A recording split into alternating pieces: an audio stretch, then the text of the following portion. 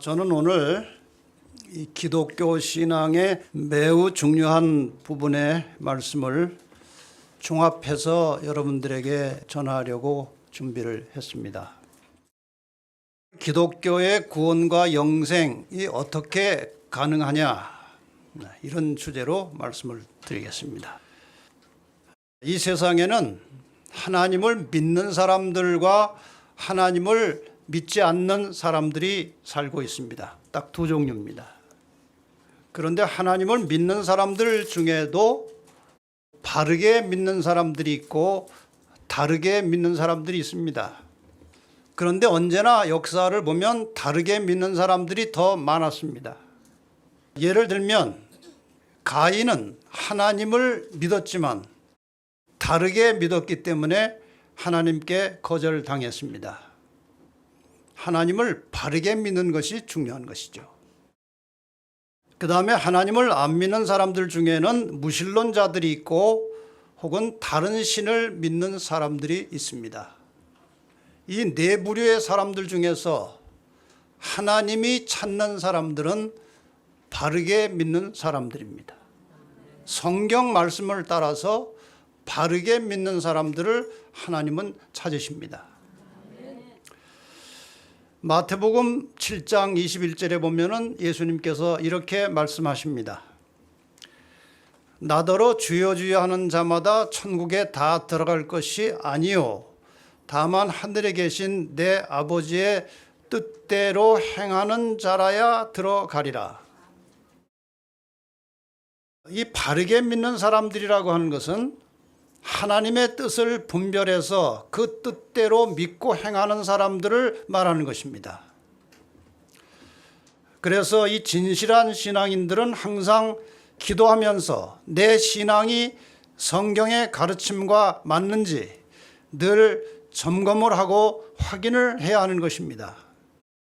목사가 가르치는 대로만 믿으면 잘못 갈 수도 있어요. 왜? 목사도 불완전한 인간이기 때문에 그런 것입니다. 그래서 항상 진실한 신앙인들은 하나님께 기도하면서 올바른 진리를 깨닫고 바른 신앙을 할 수 있도록 해달라고 늘 기도하고 살아야 하는 것입니다. 그리고 기독교 신앙은 하나님의 존재에 대한 믿음으로 시작합니다. 하나님이 과연 존재하시는가?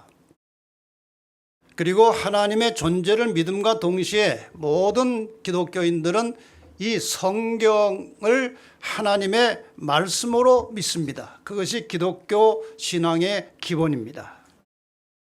그런데 성경을 펼치면 첫 말씀이 태초에 하나님이 천지를 창조하시니라, 이 말씀이 나옵니다. 이 창세기를 기록한 모세는 하나님의 존재를 증명하려고 하지 않습니다. 왜냐하면 이 모세는 이미 하나님을 경험한 사람이에요. 하나님의 음성을 너무나 여러 번 많이 들었고 하나님의 영광을 목격한 사람이기 때문에 하나님의 존재에 대한 의심은 하나도 없었습니다. 그래서 그저 출발 자체가 태초에 하나님이 천지를 창조하시니라고 전제하고 말씀을 시작합니다. 하나님은 인간이 연구해서 발견한 가상적인 존재가 아닙니다.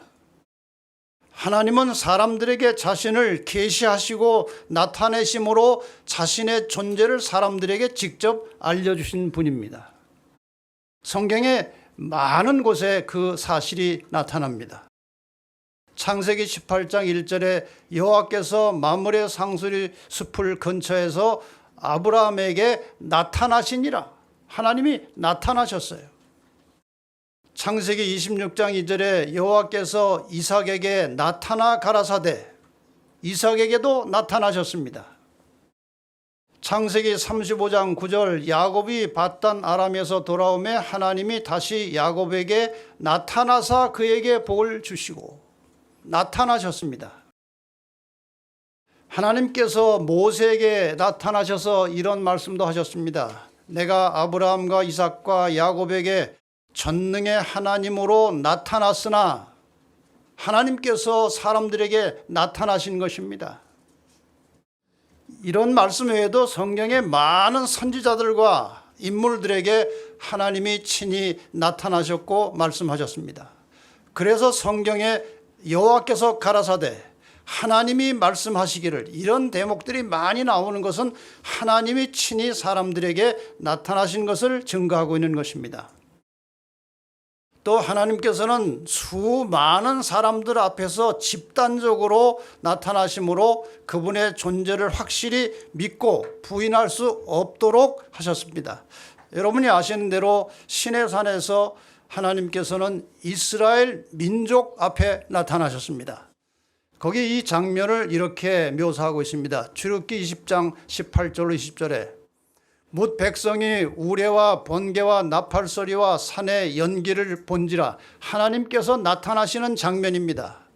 그들이 볼 때 떨며 멀리 서서 모세에게 이르되 당신이 우리에게 말씀하소서 우리가 들으리이다. 하나님이 우리에게 말씀하지 말게 하소서 우리가 죽을까 하나이다. 모세가 백성에게 이르되 두려워 말라. 하나님이 강림하심은 너희를 시험하고 너희로 경외하여 범죄치 않게 하려 하심이니라. 하나님께서 나타나신 여러 가지 목적 중에 하나는 하나님을 친히 목격하고 하나님을 본 후에 하나님의 살아계심을 믿고 함부로 범죄하고 살지 말도록 하나님께서 경계하도록 하시기 위해서 또 나타나신 목적도 있는 것입니다. 이 하나님께서 시내산에 나타나신 이 사실에 대해서 시편 97편 6절에는 이렇게 기록하고 있습니다. 하늘이 그 의를 선포하니, 여기 의라고 하는 말은 체데크라고 하는 말이고, 이것은 공의 혹은 공의롭게 시행하기 위해서는 하나의 원칙, 이런 것을 뜻합니다.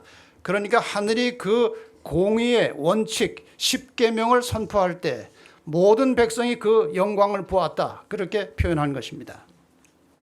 모세는 나중에 이스라엘 백성들에게 이렇게 호소합니다. 신명기 4장 33절 44절 어떤 국민이 불 가운데서 말씀하시는 하나님의 음성을 너처럼 듣고 생존하였었느냐?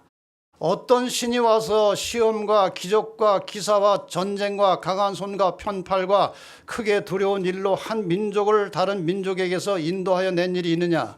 이는 다 너희 하나님 여호와께서 애굽에서 너희를 위하여 너희 목전에서 행하신 일이라. 이 세상에 어떤 신이 한 민족을 이렇게 집단적으로 이끌어내서 구원한 적이 어디 있느냐? 이렇게 하나님께서 살아계셔서 그 이스라엘 민족을 구원하셨음을 모세가 증거한 말씀입니다. 그러니까 이 지구상에 존재하고 있는, 아직도 여전히 지구상 세계 도처에 존재하고 있는 이스라엘 민족 자체가 하나님의 존재를 증거하고 있는 것입니다. 그런데 이스라엘 민족에게만 나타난 것이 아니고 드디어 하나님께서는 인간이 볼 수 있는 모습으로 이 땅에 오셨습니다. 하나님이 사람으로 이 땅에 오셨어요. 그분이 바로 예수 그리스도이십니다. 요한복음 1장 1절과 14절에 예수님께서 이 땅에 오신 사실을 이렇게 설명합니다. 태초에 말씀이 계시니라. 이 말씀이 하나님과 함께 계셨으니 이 말씀은 곧 하나님이시라. 여기에 이 말씀이라고 하는 것은 예수 그리스도를 가리키는 것입니다. 하나님의 생각과 하나님의 사상과 하나님의 의지가 그대로 모여져 있는, 그대로 하나로 합쳐져 있는 예수 그리스도를 말씀이라고 표현한 것입니다. 이 말씀이 예수님이 하나님과 함께 계셨던 분이다. 그런데 그분이 말씀이 육신이 되어 우리 가운데 거하심에 우리가 그 영광을 보니 아버지의 독생자의 영광이요 은혜와 진리가 충만하더라. 드디어 하나님께서 인간 곁으로 내려오셨습니다.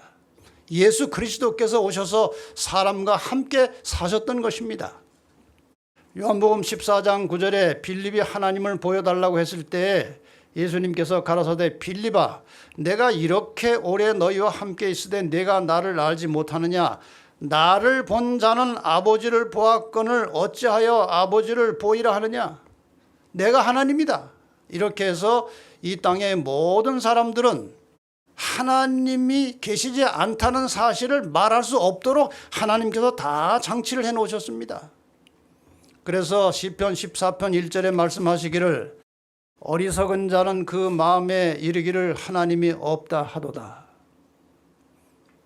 하나님이 없다고 하는 사람들은 어리석은 사람이라, 좀 다른 말로 하면 머리가 안 좋은 사람들이라 그 말이에요. 로마서 1장 20절에 창세로부터 그의 보이지 아니하는 것들 곧 그의 영원하신 능력과 신성이 그 만드신 만물에 분명히 보여 알게 되나니 그러므로 저희가 핑계치 못할지니라. 내가 하나님을 믿고 싶었지만 증거가 없어서 못 믿었습니다. 그런 핑계할 수 없다는 것입니다. 그런데 바로 이 하나님께서 지금 오랜 세월에 걸쳐서 인간의 구원을 위해서 일하고 계십니다.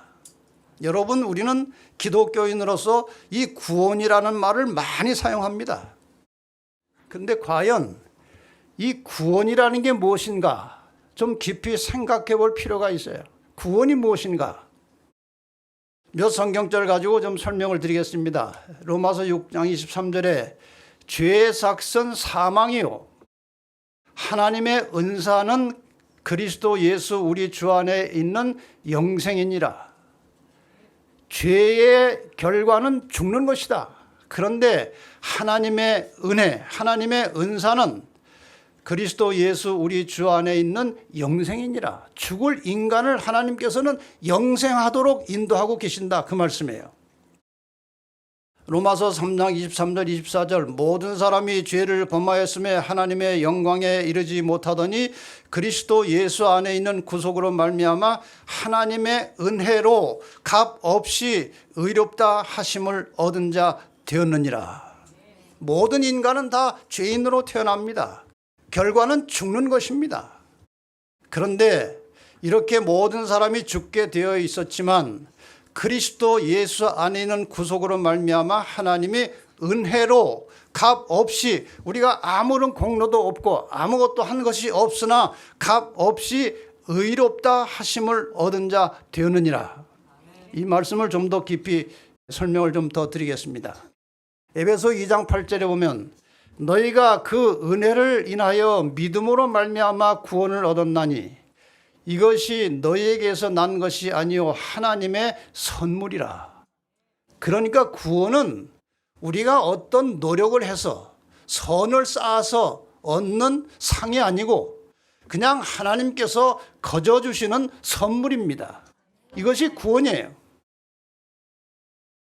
그런데 우리가 이 믿음으로, 하나님을 믿음으로 얻게 되는 구원이 무엇인지 이해하려면 사람을 죽게 만든 죄가 무엇인지를 먼저 알아야 됩니다.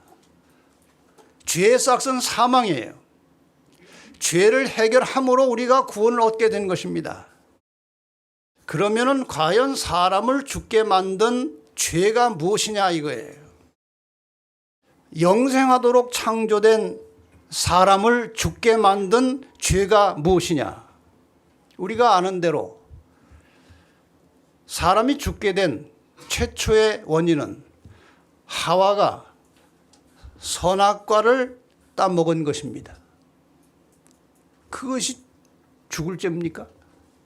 과일 하나 먹은 것이 그 죽을 죄입니까? 왜 이 과일을 먹은 것이 죽을 죄인가? 그것을 알아야 구원이 무엇인지 이해를 할 수 있는 것입니다. 제가 그 설명을 좀 드리려고 하는 것입니다. 하와가 처음에 뱀을 통해서 사탄의 시험을 받았을 때는 아주 단호하게 거절했습니다. 절대 그거 먹으면 안 된다. 그랬더니 두 번째 이 사탄이 뱀을 통해서 유혹하는 말을 했는데 이 말에 하와가 넘어갔어요. 그 말이 무엇입니까? 창세기 3장 4절 5절에 뱀이 여자에게 이르되 너희가 결코 죽지 아니하리라. 이건 거짓말이에요. 하나님은 죽는다고 그랬어요. 근데 죽지 않는다. 이 말이 씨가 돼가지고 생겨난 허황된 이론이 영원불멸이에요. 영원히 죽지 않는다는 말은 사탄이 이 말을 해놓고 뒷책임을 지려고 사람이 죽었는데 자기는 죽지 않는다고 했기 때문에 영원히 살아있는 것처럼 행세를 하고 돌아다니는 것이 그것이 사탄의 역할입니다. 많은 사람이 여기에 지금 속고 있어요. 범죄하면 죽는 것입니다. 너희가 그것을 선악과를 먹는 날에는 너희 눈이 밝아 하나님과 같이 되어 선악을 알 줄을 하나님이 아심이니라. 선악과 먹으면 누구처럼 된다고요? 하나님처럼 된다는 거예요. 하와는 순간적으로 하나님처럼 되고 싶은 마음이 생긴 것입니다. 하나님처럼 되고 싶어서 선악과를 먹은 것이에요. 자, 그러면은 선악과를 먹은 것이 왜 죽을 죄인지 그것을 우리가 잘 연구를 해봐야 돼요. 이것을 제대로 이해를 해야 왜 믿음으로만 구원을 얻을 수 있는지를 이해할 수 있는 것입니다. 하나님과 사람의 관계는 생명적 관계입니다. 하나님이 계십니다. 이 하나님의 이름이 여호와예요. 하나님은 그냥 보통 명사입니다. 아버지가 많이 있지만 아버지마다 이름이 다 따로 있듯이 하나님도 이 하나님 저 하나님 많이 있어요. 기독교가 믿는 하나님의 이름이 여호와예요. 그 뜻이 무엇이냐? 스스로 있는 자라는 뜻입니다. 어디에도 의존되지 않고 생명 자체이신 분, 생명의 근원이시라는 그런 뜻입니다. 그것이 여호와예요. 그래서 사람이 이제 하나님에게서 창조되었을 때 피조물로서 인간은 스스로 있지 못합니다. 그래서 이 인간에게 하나님께서 생기를 불어넣으셨습니다. 하나님은 원래 생명 자체이시기 때문에 그 생기를 인간에게 불어넣으신 것입니다. 그래서 사람은 스스로 존재할 수 없기 때문에 하나님에게로부터 받은 생명을 가지고 존재하는 거예요. 그래서 다시 한번 정리하면 사람은 하나님에게 빌린 생명으로 존재하는 것입니다. 맞습니까? 이해가 되십니까? 그러면 사람이 하나님과 같이 되려면 지금 하와가 지금 누구처럼 되고 싶었던 거예요? 하나님처럼 되고 싶었어요. 하나님처럼 되려면 스스로 있는 자가 되어야 돼요. 생명 어디서 빌려오지 말고 스스로 있어야 하나님처럼 되는 것입니다. 그래서 스스로 있고 싶으면 하나님처럼 되고 싶으면 하나님께 받은 생기는 반납해야 됩니다. 하나님께서 불어넣으신 생기를 반납했다고 가정해 보십시다. 그러면 하나님과의 생명이 끊어지는 것입니다. 맞습니까? 피조물은 스스로 존재할 수 없어요. 그래서 하나님과 같이 되려고 하는 순간에 스스로 있는 자가 되려는 순간에 생명은 끊어지고 그것은 죽은 생명이라고 합니다. 이 죽은 생명에 대한 설명은 나중에 다시 좀 더 드리겠습니다. 그래서 인간이 스스로 있는 자가 되려는 순간에 그건 죽는 것입니다. 이렇게 해서 죽은 거예요. 그래서 다시 정리하면 인간이 스스로 존재하려고 하는 것은 곧 죽음을 말한다. 그러니까 이건 사람은 죽은 상태로 사는 것입니다. 말이 좀 이상하죠. 자, 이게 지금 살았어요? 죽었어요? 이게요, 산 것처럼 보이는 죽은 이파리예요. 산 것처럼 보여요. 죽었어요. 왜 죽었어요? 뿌리로부터 원줄기로부터 잘려져 나오기 때문에 죽은 거예요. 이 죽은 것이 말라 비틀어지기 전에 원줄기에 다시 접붙임을 받으면 사는 것입니다. 이것이 원리예요. 우리가 하나님으로부터 분리돼서 다 죽게 됐습니다. 그런데 우리의 목숨이 끝나기 전에 생명의 근원 되시는 하나님께 접붙임을 받으면 사는 것입니다. 이것이 생명의 원리예요. 그래서 예수님께서 이렇게 말씀하신 적이 있습니다. 마태복음 8장 21절 22절에 제자 중 또 하나가 가로되 주여 나로 먼저 가서 부친을 장사하게 허락하옵소서. 예수께서 가라사대 죽은 자들로 죽은 자를 장사하게 하고 너는 나를 좇으라. 이상한 말이 아닙니까? 여기에 두 종류의 죽은 자가 있어요. 죽은 자들이 있고 죽은 자가 있어요. 여기 죽은 자는 실제로 목숨이 끊어진 시체입니다. 그런데 죽은 자들은 누굽니까? 이 죽은 시체를 장례식 하려고 모여든 사람들이 죽은 자들이에요. 왜 예수님께서 이 말씀하셨습니까? 너는 나를 따르라는 말은 뭐예요? 너는 안 죽었다는 말입니다. 왜 안 죽었어요? 이 제자는 믿음으로 예수님과 연결되었기 때문에 산 것입니다. 너는 살았어. 그런데 그 장례식은 죽은 자들이 하도록 내버려둬. 여러분, 죽은 자와 산 자가 이렇게 다른 것입니다. 하나님께서 볼 때의 죽은 자와 산 자와 사람이 볼 때 죽은 자와 산 자는 다른 것입니다.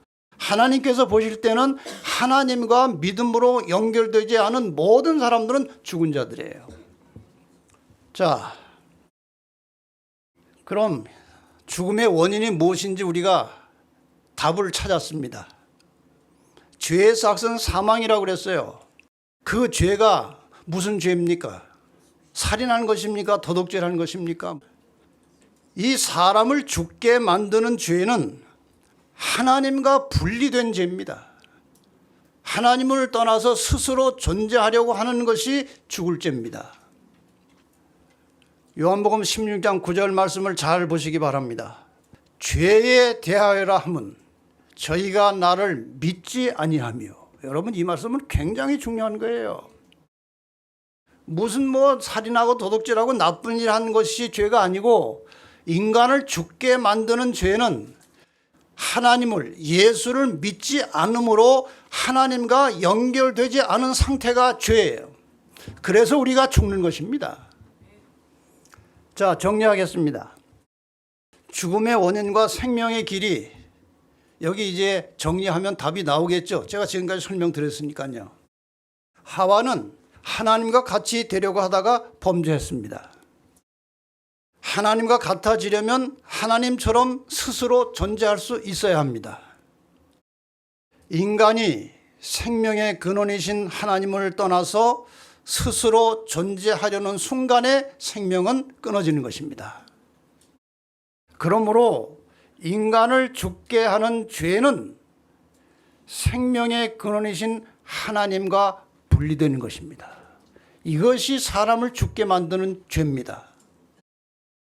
그러니까 죄인이 다시 생명을 얻는 길은 하나님을 나의 창조주로 인정하는 것입니다.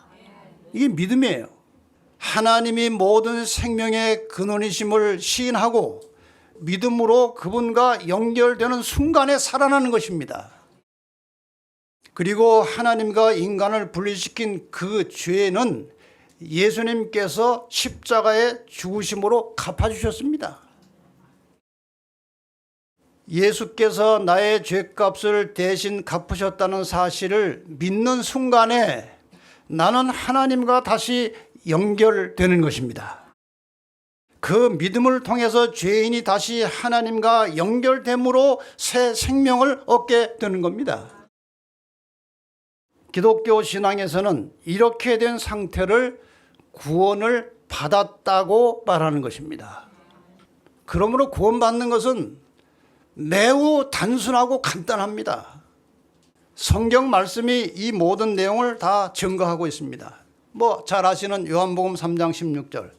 하나님이 세상을 이처럼 사랑하사 독생자를 주셨으니 이는 저를 뭐하는 자마다, 믿는 자마다 멸망치 않고 영생을 얻게 하려 하심이니라. 여러분, 이 성경이 그전에 막연한 그냥 말씀처럼 들렸지만 왜 사람이 죽는지 원인을 알고 나면 왜 믿음으로 사는지를 이해할 수 있는 것입니다. 요한복음 5장 24절. 내가 진실로 진실로 너에게 이르노니 내 말을 듣고 또 나 보내신 이를 하나님을 믿는 자는 영생을 얻었고 얻을 것이고가 아니에요. 예수 그리스도와 믿음으로 연결되는 순간에 생명을 얻은 것입니다. 심판에 이르지 아니하나니 사망에서 생명으로 옮겨질 것이니라가 아니고 옮겼느니라요. 이게 현재 완료된 것입니다. 그래서 우리가 예수를 믿고 하나님과 연결되는 순간에 생명을 받는 거예요. 이렇게 해서 산 사람이 되는 것입니다. 요한복음 1장 12절 영접하는 자 곧 그 이름을 믿는 자들에게는 하나님의 자녀가 되는 권세를 주셨다. 여기 영생을 얻는다, 사망에서 생명으로 옮겨졌다, 하나님의 자녀가 된다는 이 모든 조건 속에서는 단 한 가지입니다. 믿는 자라는 것이에요. 믿음이에요. 이것으로 우리가 구원을 받고 영생에 들어가는 것입니다. 제가 질문을 세 가지를 드리겠습니다. 이 세 가지 질문에 여러분이 다 예스라고 대답하실 수 있으면 그거는 합격입니다. 첫째, 하나님이 나의 창조주요 생명의 근원이심을 믿으십니까? 네. 두 번째, 하나님과 분리되었던 나의 죄를 대신하여 예수님께서 십자가에 돌아가심으로 나의 죄가 용서되었다는 사실을 믿으십니까? 그 다음에 세 번째, 예수 그리스도를 믿음으로 생명의 주인이신 하나님과 다시 연결되기를 원하십니까? 그럼 합격입니다. 여기에서 구원이 시작된 것입니다. 지금 말씀드린 내용을 간단한 도표로 설명을 다시 한번 정리해 드리겠습니다. 죽음의 원인과 생명의 원리. 하나님과 사람의 관계는 이제 생명으로 연결되어 있었습니다. 하나님께로부터 받은 생명 때문에 존재하게 된 것입니다. 그런데 사람이 하나님처럼 되고자 했습니다. 스스로 존재하려고 하다가 이 하나님과 사람 사이가 끊어지고 죽게 됐습니다. 예수님께서 그 죄값, 죽음을 대신 갚으셨습니다. 그래서 하나님과 사람 사이가 예수 그리스도를 통해서 다시 연결되었습니다. 이렇게 해서 예수님을 통해서 하나님을 나의 창조주로 믿는 순간에 다시 잃어버렸던 하나님께서 주시는 생명이 우리에게 오는 것입니다. 이러한 원리로 사람이 구원을 받는 거예요. 그래서 성경은 이렇게 기록하고 있습니다. 요한 1서 5장 11절 12절. 또 증거는 이것이니 하나님이 우리에게 영생을 주신 것과 이 생명이 그의 아들 안에 있는 그것이니라. 아들이 있는 자에게는 생명이 있고 하나님의 아들이 없는 자에게는 생명이 없느니라. 여러분의 마음속에 예수 그리스도를 구주로 받아들이시고 영접하셨습니까? 여러분의 안에 예수 그리스도가 계십니까? 그러면은 생명이 있는 것입니다. 이것이 성경의 가르침이에요. 자, 그럼 이렇게 해서 이런 단순한 원리, 믿음으로 구원받은 하나님의 자녀들은 그 다음부터 어떻게 사느냐. 이게 굉장히 중요한 숙제입니다. 구원을 받아서 하나님의 자녀가 된 그리스도인들은 영원히 죽을 죄인을 구원해 주신 하나님을 사랑하게 됩니다. 맞습니까? 나를 죽을 것을 살려내셨으니 사랑하게 되는 것입니다. 그리고 나를 죽을 것을 살려주신 그분이 무슨 부탁을 하면 거절하겠습니까? 아니요. 목숨을 걸고 순종하려고 할 것입니다. 그런데 하나님께서 그 자녀들에게 부탁하신 모든 말씀은 전체가 우리 자신들의 평안과 행복과 건강에 도움이 되는 것들입니다. 불순종할 이유가 하나도 없는 것입니다. 그래서 성경은 계속해서 구원받은 성도들에게 이렇게 말씀하십니다. 마태복음 22장 37절로 40절. 예수께서 가라사대 내 마음을 다하고 목숨을 다하고 뜻을 다하여 주 너희 하나님을 사랑하라. 사랑하십니까? 그런데 내 마음을 다하고 무엇을 다하고 목숨을 다하고 뜻을 다하여, 그러니까 내 목숨이 위태로울지라도 하나님을 사랑하고 말씀에 순종하겠느냐 그거예요. 이것이 크고 첫째 되는 계명이요 둘째는 그와 같으니, 그와 같다는 말은 첫째 계명의 중요성과 똑같다는 거예요. 내 이웃을 내 몸과 같이 사랑하라 하셨으니 이 두 계명이 온 율법과 선지자의 강령이니라. 여러분, 이 계명에 대해서 생각을 잘 하셔야 됩니다.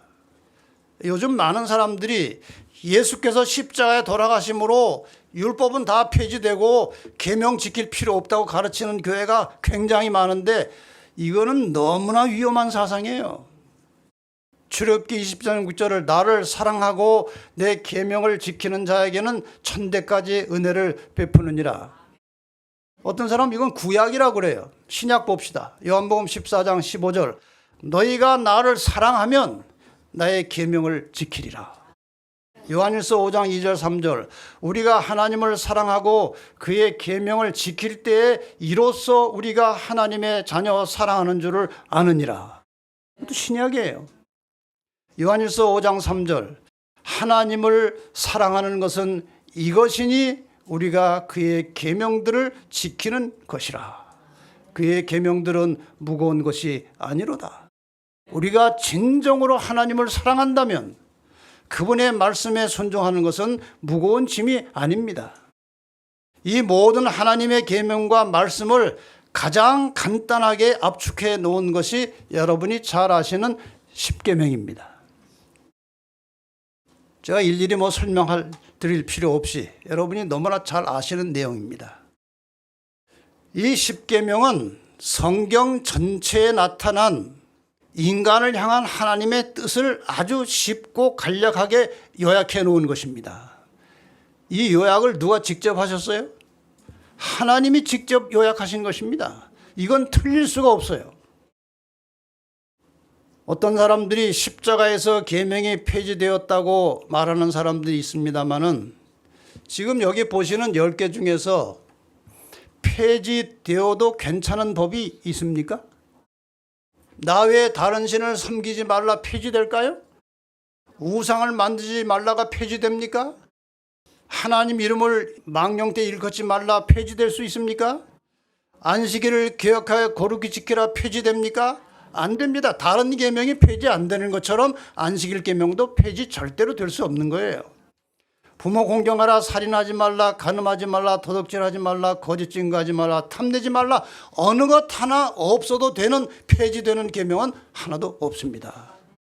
예수님께서 십자가에 돌아가실 때 폐지된 계명은 이 계명이 아니고 이 법이 아니고 제사 제도에 관련된 법이에요. 왜? 모든 제사 제도는 예수님의 십자가를 향하고 있었습니다. 그러므로 예수님께서 십자가에 돌아가시는 순간에 제사 제도법은 다 폐지된 것입니다. 그 법이 폐지된 것이지 십계명이 폐지된 것이 아니에요. 그런데 어떤 분들이 이렇게 질문해요. 근데 왜 그렇게 하지 말라고만 했느냐? 십계명에 2개 빼놓고 다 하지 말라는 거예요. 제가 이렇게 곰곰이 생각을 해봤더니 이런 의미가 있다는 사실을 깨닫게 됐어요. 십계명은 울타리와 같은 것이다. 그래서 그림을 누구한테 부탁해서 이렇게 그렸어요. 하나님의 백성들을 하나님께서 지키고 보호하시고 싶으신 거예요. 그래서 십계명이라고 하는 성을 딱 둘러 세우셨어요. 하지 말라, 하지 말라. 그런데 이 울타리 안의 정신은 뭡니까? 하나님을 사랑하라는 거예요. 사람을 사랑하라는 거예요. 이렇게 해서 하나님께서는 우리가 이 세속으로 흘러가지 않도록 울타리를 쳐놓으시고 이 울타리 안에서 하나님 사랑하고 사람을 사랑하고 살라는 것입니다. 이것이 하나님의 우리를 향한 요구시고 하나님의 소원이에요. 근데 저는 최근에 이건 제가 그냥 묵상하면서 이 십계명은 울타리 같은 것이다 이렇게 생각을 하고 가르쳐 왔는데 제가 며칠 전에 이 글을 하나 보게 됐어요. 그분은 그의 백성들의 주위에 십계명이라는 울타리를 두르시고 그들을 보호하사 타락하지 않게 하신다. 그분의 율법에 대한 순종을 요구하시면서 하나님은 그의 백성들에게 건강과 행복 그리고 평화와 기쁨을 아울러 주신다. 하나님의 말씀과 친숙해짐으로써만 하나님의 요구하시는 품성의 완전에 도달할 수 있다고 그분은 가르치신다.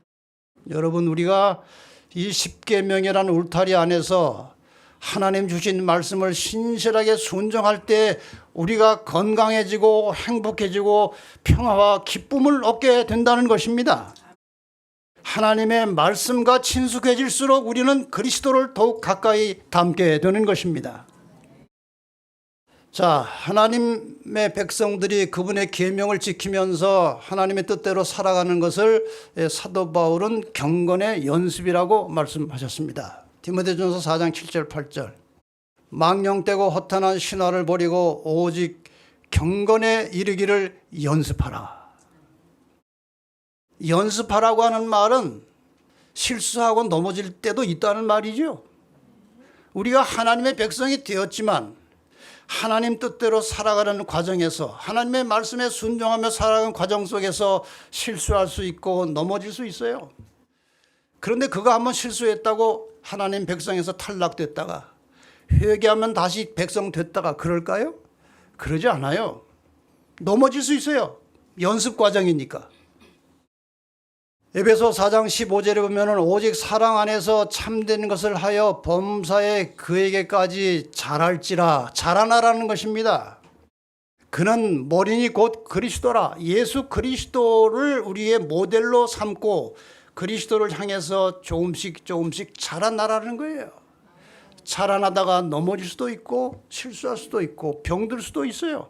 그러나 계속해서 그리스도를 향해서 자라나는 것이 하나님의 뜻이에요. 베드로서 3장 18절에도 오직 우리 주 곧 구주 예수 그리스도의 은혜와 저를 아는 지식에서 자라가라. 그런데 자라나는 것 자체도 우리가 스스로 할 수 없는 것이고 하나님께서 자라게 해 주시는 것입니다. 고린도전서 3장 6절 7절 나는 심었고 아볼로는 물을 주었으되 오직 하나님은 자라나게 하셨으니 그런즉 심는 이나 물 주는 이는 아무것도 아니로되 오직 자라나게 하시는 하나님뿐이니라. 저는 지금 말씀의 씨를 심고 물을 주는 사람이에요. 근데 저는 아무것도 할 수 없어요. 이 말씀을 듣고 순종함으로 점점 자라나서 그리스도를 닮아가는 것은 하나님께서 해주시는 일입니다. 그러니까 말씀을 듣고 자기 의지를 가지고 순종하려고 하지 말고 말씀을 들을 때마다 하나님 이 말씀을 순종할 수 있도록 성령께서 나를 도와주십시오. 이렇게 간절한 마음으로 기도하고 하나님을 의지하시면 하나님이 우리를 자라나게 하셔서 점점 예수를 향해서 조금씩 자라나게 된다는 것입니다. 이렇게 구원을 받고 주님 안에서 성장해 가고 자라나는 그분의 자녀들을 다시 데리러 오시겠다고 약속을 하셨습니다. 그것이 재림의 약속이에요. 그런데 재림하기 전에 하나님을 바르게 믿는 자들을 구별해 내시고 하나님을 믿지만 그냥 주여 주여만 하는 자들이 교회 안에 있거든요. 이런 사람들을 가려내시고 하나님을 다르게 믿거나 무신론자나 다른 잡신을 섬기는 자들을 가려내야 하는데 그것을 성경에서는 심판이라고 하는 것입니다. 많은 사람이 사랑의 하나님이 뭘 심판을 하십니까? 뭘 따지십니까? 그렇게 말하는 사람들이 있는데 사람을 멸망시키려고 심판하는 것이 아니고 구원할 자들을 가려내시려면 따져봐야 되는 것입니다. 그것이 심판이에요. 심판과 예수님의 재림에 대해서 잠깐 말씀을 드리겠습니다. 마태복음 11장 28절에 보면은 수고하고 무거운 짐진 자들아 다 내게로 오라 내가 너희를 쉬게 하리라.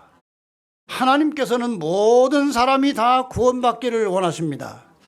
에스겔 18장 23절 나 주 여호와가 말하노라 내가 어찌 악인의 죽는 것을 초기민들 기뻐하랴 그가 돌이켜 그 길에서 떠나서 사는 것을 어찌 기뻐하지 아니하겠느냐. 이건 하나님께서 말씀하신 거예요. 내가 악인의 죽는 것 조금도 기뻐하지 않는다. 다 살기를 원한다는 것이 하나님의 심정이에요. 에스겔 33장 11절에도 주 여호와의 말씀에 나의 삶을 두고 맹세하노니 나는 악인의 죽는 것을 기뻐하지 아니하고 악인이 그 길에서 돌이켜 떠나서 사는 것을 기뻐하노라. 이스라엘 족속아 돌이키고 돌이키라. 너희 악한 길에서 떠나라. 어찌 죽고자 하느냐 하셨다 하라. 하나님께서는 지금 하나님을 떠나서 자기 마음대로 살거나 타락한 사람들 향해서 끊임없이 성령을 통해서 초청하십니다. 돌이키고 돌이켜라. 어찌하여 죽고자 하느냐. 이렇게 해서 하나님은 모든 사람이 구원받기를 원하시는 것이고 이것이 하나님의 마음이에요. 그런데 사람들이 계속해서 하나님의 초청을 거부하고 돌이키지 않으면 결국은 망하는 것입니다. 자기 선택에 의해서 망하는 것이에요. 그래서 이 심판과 재림의 목적은 악인 멸망이 목적이 아니고 약속하신 대로 의인을 구원하셔야 하는데 의인과 악인이 같이 살 수 없기 때문에 불가피하게 악인은 멸망할 수밖에 없는 것입니다. 이것이 하나님의 마음이니까 여러분 절대로 하나님 품을 떠나지 마시고 그 품 안으로 들어오셔서 하나님의 소원대로 모두가 다 구원받게 되기를 원합니다. 전도서 12장 13절과 14절에 이렇게 심판에 대해서 말씀하셨습니다. 일의 결국을 다 들었으니 하나님을 경외하고 그 명령을 지킬지어다. 이것이 사람의 본분이니라. 하나님은 모든 행위와 모든 은밀한 일을 선악 간에 심판하시리라. 다시 말씀드리지만 악인을 멸망하기 위한 심판이 아니고 의인을 살려내고 구원하시기 위해서 심판하시는 것입니다. 시편 9편 8절에 공의로 세계를 심판하시며 정직으로 만민에게 판단을 행하시리로다. 성경에 심판에 대한 말씀이 많이 나와요. 그런데 이상하게 사람들이 하나님은 심판하지 않는다. 사랑이기 때문에 예수만 믿으면 다 구원하신다. 그렇지 않습니다. 그건 성경에 맞는 말씀이 아니에요. 히브리 9장 27절과 28절 한 번 죽는 것은 사람에게 정하신 것이요 그 후에는 뭐가 있어요? 심판이 있다. 죽기 전에 잘 해결하고 죽으라 이거예요. 죽고 나면 심판이 있어요. 구원에 이르게 하기 위하여 죄와 상관없이 자기를 바라는 자들에게 두 번째 나타나시리라. 다시 오신다는 것입니다. 그 백성들을 구원하시러. 여기 데살로니가후서 1장 7절 8절 9절에 그 재림하실 때 장면이 이렇게 나와 있습니다. 환난 맞는 너희에게는 우리와 함께 안식으로 갚으시는 것이 하나님의 공이시니 우리가 이 땅에서 예수 믿고 주님 뜻대로 살면서 많은 어려움을 당할 수 있어요. 이 악한 세상이기 때문에. 그런데 끝까지 잘 참고 견디면 안식으로 구원으로 갚으시는 것이 하나님의 공이시다. 주 예수께서 저의 능력과 천사들과 함께 하늘로부터 불꽃 중에 나타나실 때에 하나님을 모르는 자들과 우리 주 예수의 복음을 복종치 않는 자들에게 형벌을 주시리니 이런 자들이 주의 얼굴과 그의 힘의 영광을 떠나 영원한 멸망의 형벌을 받으리로다. 미리 다 예고하셨어요.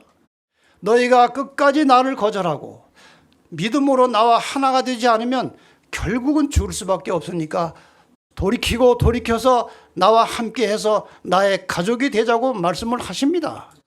그런데도 계속 거절하면 결국 영원한 멸망을 받는다는 것입니다. 자, 이제 사람이 어떻게 구원을 받고 구원받은 그리스도인들이 어떻게 살다가 재림을 맞이하게 되는지 그 전체를 간략하게 요약해서 설명을 드리고 마치겠습니다. 성화의 즐거움. 많은 사람들이 성화를 힘들게 생각해요. 고된 길로 생각합니다. 그러나 성화는 알고 보면 즐거운 것입니다.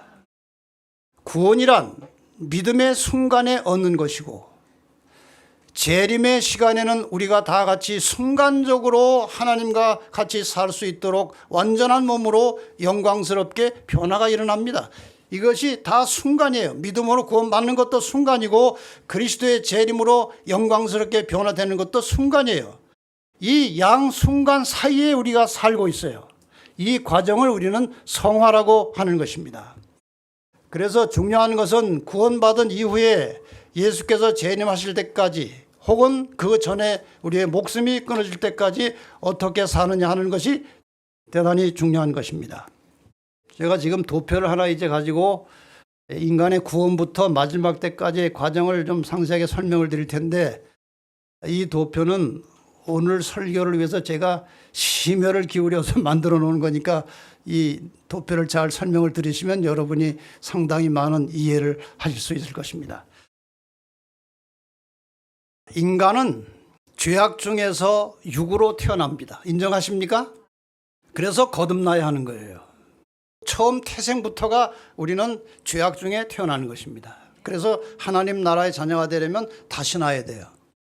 성경은 이렇게 가르칩니다. 로마서 5장 1절에 우리가 믿음으로 의롭다 하심을 얻었은 즉, 의롭게 되기 위해서 뭐가 필요해요? 믿음이 필요하다는 것입니다. 로마서 4장 5절, 이를 아니할지라도 경건치 아니한 자를 의롭다 하시는 이. 여러분, 이건 무슨 뜻입니까? 선행한 거 하나도 없고 뭐 하나님의 뜻에 맞는 거 한 거 하나도 없어요. 일을 아니했는데도 불구하고 경건치 아니한 이 죄인을 의롭다고 하신다는 거예요. 하나님께서. 이런 믿음은 성령의 역사를 통해서 나타나는 것입니다. 모든 사람의 심령 속에 성령께서 믿음을 주시려고 역사하십니다. 그 믿음을 받는 사람은 예스하는 것이고 그 믿음을 받지 않는 사람은 노하는 거예요.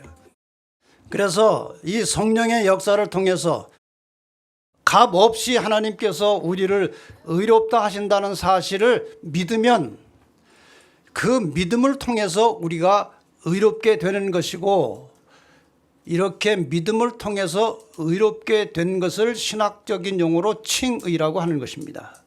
의롭다고 쳐준 거예요.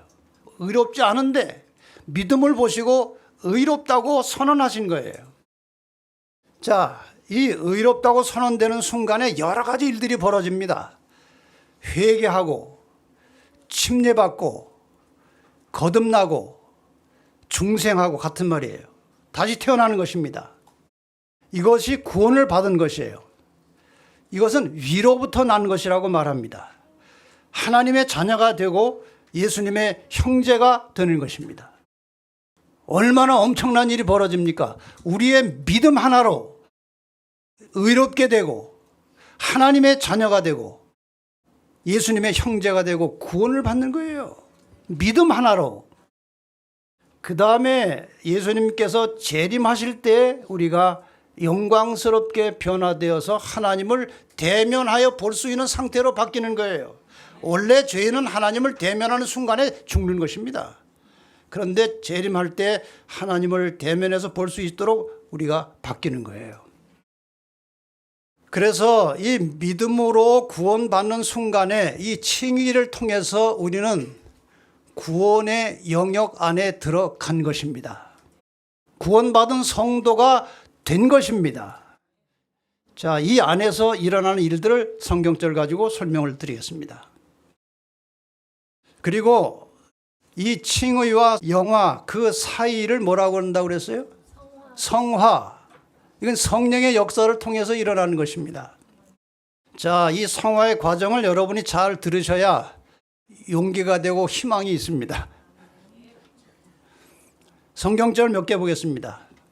히브리 12장 2절. 이것은 구원받은 성도들에게 주시는 말씀이에요. 믿음의 주요 또 온전케 하시는 이인 예수를 바라보자. 디모데전서 4장 7절. 오직 경건에 이르기를 연습하라. 디모데후서 3장 18절. 예수 그리스도의 은혜와 저를 아는 지식에서 자라가라. 에베소 4장 15절. 오직 사랑 안에서 참된 것을 하여 범사에 그에게까지 자랄지라. 그는 머리니 곧 그리스도라. 이게 구원 받으려고 하는 일입니까? 아니에요. 구원 받았기 때문에 구원의 영역 안에서 일어나는 일들이에요. 그리스도를 바라보는 것입니다. 그래서 우리가 칭의를 받고 구원받는 순간에 우리가 닮아갈 모델은 예수 그리스도이십니다. 이 예수 그리스도를 향해서 자라나고 성장해 가는 거예요. 그런데 이 과정 속에서 어떤 말씀이 중요한 말씀인가? 잠언 24장 16절입니다. 대저 의인은 7번 넘어질지라도 다시 일어나려니와. 이건 무슨 말이에요? 의인도 넘어질 수 있다는 것입니다. 중요한 것은 다시 일어나느냐, 넘어진 채로 있다가 죽어버리느냐, 그거예요. 우리가 아무리 연약할지라도, 넘어질지라도 계속해서 일어나고 있는 한 우리는 하나님의 자녀입니다. 구원 안에 들어있는 것입니다. 좀 구체적으로 이렇게 한번 예를 들어 보십시다. 조금 자라났어요. 근데 가다가 조금 또 이렇게 힘들어가지고 밑으로 쳐졌어요. 그러다 다시 일어났어요. 또 조금 더 향상했습니다. 그러다가 또 뭐 시험이 들어가지고 조금 더 이렇게 약해졌어요. 약해졌다가 그냥 내리 타락해가지고 교회를 떠났어요. 이런 경우에 구원이 될까요? 오늘날 많은 교회가 이런 상태에서도 구원받는다고 가르쳐요. 어차피 구원받는다. 여기 성경 베드로서 2장 22절에 보면은 개가 그 터였던 곳에 돌아가고 돼지가 씻었다가 더러운 구덩이에 도로 누웠다. 그러니까 구원을 받았어도 얼마든지 타락해서 받은 구원을 잃어버릴 수 있는 것입니다. 자, 그런데 이 사람은 이제 다시 또 일어나서 또 예수님을 향해서 조금 갔습니다. 그러다 조금 또 이렇게 처졌어요. 근데 저기서 죽었어요. 어떻게 될까요? 이 다음에 어떻게 될 것은 하나님만 아십니다. 그렇죠? 그러나 여기 잘 보시면 이 상태에서, 죽은 상태에서 눈 떠보면 예수님이 오신 거예요. 그렇죠? 이때 어떻게 되는지 나중에 설명드릴게요. 또 이 사람은 이제 계속해서 또 조금 향상해서 가다가 살아있는데 예수님이 오셨어요. 어떻게 될지 한번 보십시다. 이 과정에서 우리에게 일어나는 변화가 어떤 것인가 아주 쉽게 요약해서 말씀드리면은 이 성화의 과정에서 일어나는 매우 중요한 두 가지 현상은 이기심이 이타심으로 조금씩 바뀌는 것입니다. 교만심이 겸손함으로 바뀌는 것입니다. 이런 과정이 지속되고 있다면 구원받았다는 증거예요. 바뀌는 것입니다. 이렇게 살다가 주님이 오셨거나 생명이 끝났어요. 여기에 대해서 고린도전서 15장 51절과 52절에 답이 나옵니다. 마지막 나팔에 주님께서 재림하실 때에 순식간에 홀연히 다 변화하리니 죽은 자들이 썩지 아니할 것으로 다시 살고 홀연히 변화되어서 일어나는 것입니다. 죽은 자들이 일어나는 것입니다. 그러니까 저기 예수님 오시기 전에 죽었던 사람은 어떻게 될까요? 예수님 오시는 순간에 변화되어서 예수님과 같이 되는 것입니다. 그 다음에 우리도 변화하리라. 이 우리는 누구예요? 살아있던 사람들이에요. 우리도 뭐 하리라? 변화하리라. 무슨 변화되는 것입니까? 예수님을 만나서 대면해서 살 수 있도록 완전한 모습으로 변화돼서 예수님과 같이 되는 거예요. 이것이 구원의 원리입니다. 그런데 이 성경 말씀을 뒷받침해주는 중요한 글이 있어서 여러분에게 소개하겠습니다. 사탄이 통치하는 한 사탄의 통치는 재림으로 끝납니다. 그러니까 재림할 때까지는 우리에게는 복종시켜야 할 자아가 있고 극복해야 할 얽매이게 하는 죄악이 있을 것이다. 그러므로 생명이 계속하는 한 성화가 멈추는 데는 없을 것이며 우리가 도달해서 내가 완전히 이루었다고 말할 수 있는 지점이 없을 것이다. 재림하기 전에 내가 완전하다고 할 지점이 없을 것이다. 성화란 평생의 순종의 결과이다. 그 다음에 이 말씀은 더 분명합니다. 인간이 거룩한 육체를 받을 때에는 저들은 이 세상에 남아있지 않게 될 것이며 하늘로 데려감을 입을 것이다. 이 생에서 죄가 용서함을 받기는 하나 죄의 결과는 이 생에서 완전히 제거되지 않는다. 그리스도께서 우리의 낮은 몸을 자기의 영광의 몸의 형체와 같이 변케 하실 때는 그리스도께서 재림하실 때이다. 분명합니까? 제가 도표로 말씀드린 내용은 이것과 똑같은 것입니다. 이렇게 해서 우리의 구원이 완성되는 겁니다. 자, 그럼 성화란 무엇인지 마지막으로 좀 설명을 몇 장 드리고 마치겠습니다. 성화가 뭐냐? 성화는 구원을 받기 위해서 노력하는 과정이 아닙니다. 성화는 구원받은 성도가 구원을 주신 하나님을 사랑하는 마음으로 그분의 말씀에 순종하며 살 때 나타나는 현상입니다.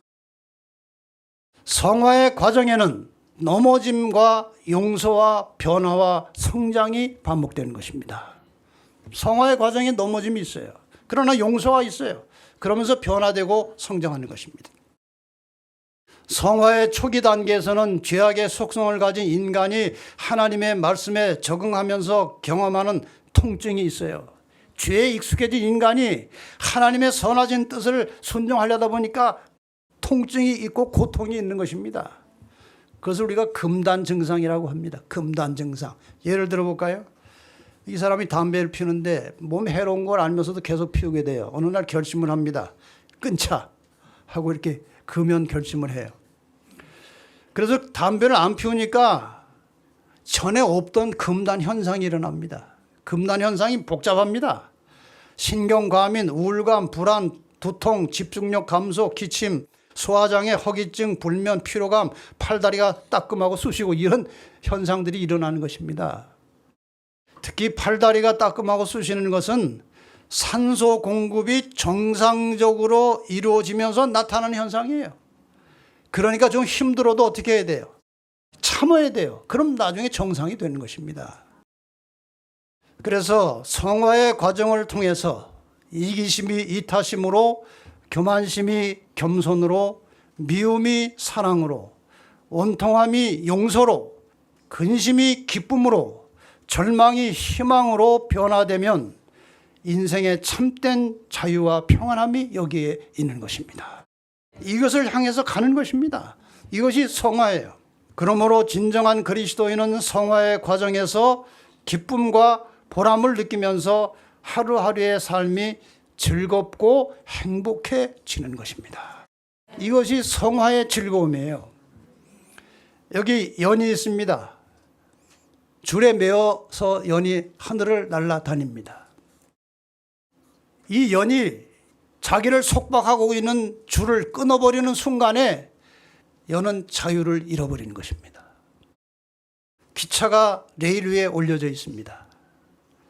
그런데 기차가 이 레일이라고 하는 이 궤도를 떠나서 탈선하는 순간에 기차는 자유를 잃어버리는 것입니다.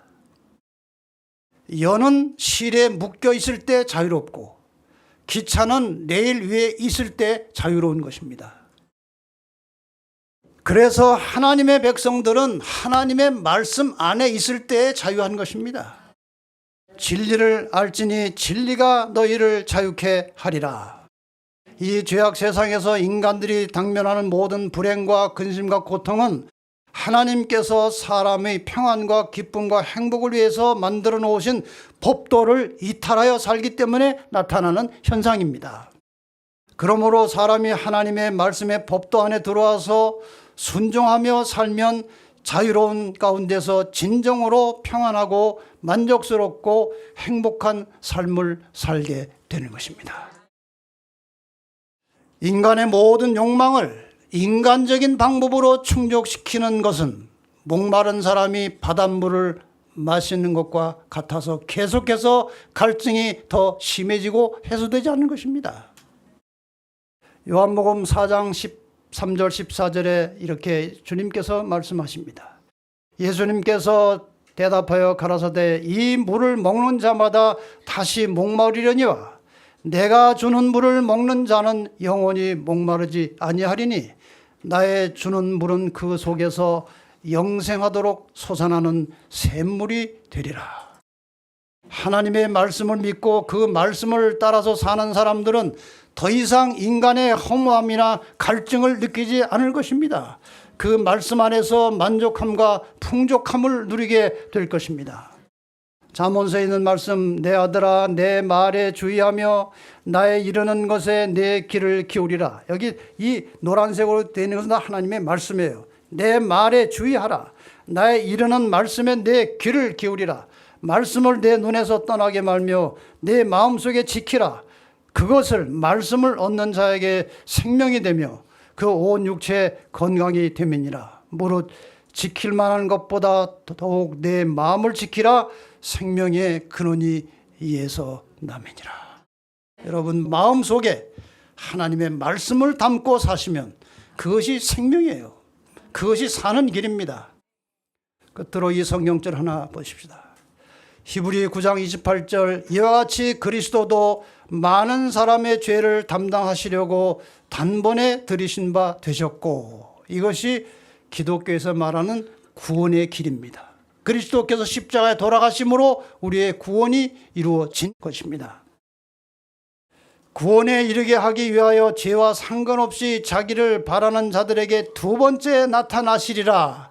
여기에서 영생이 시작되는 것입니다. 기독교에서 말하는 구원과 영생의 원리는 바로 이것입니다. 아무쪼록 주님 오시는 그날, 그 영광스러운 날에 오늘 여기 참여하신 모든 분들 한 분도 빠짐없이 주님의 재림을 맞이하게 되시기를 바라면서 오늘 말씀을 마치겠습니다.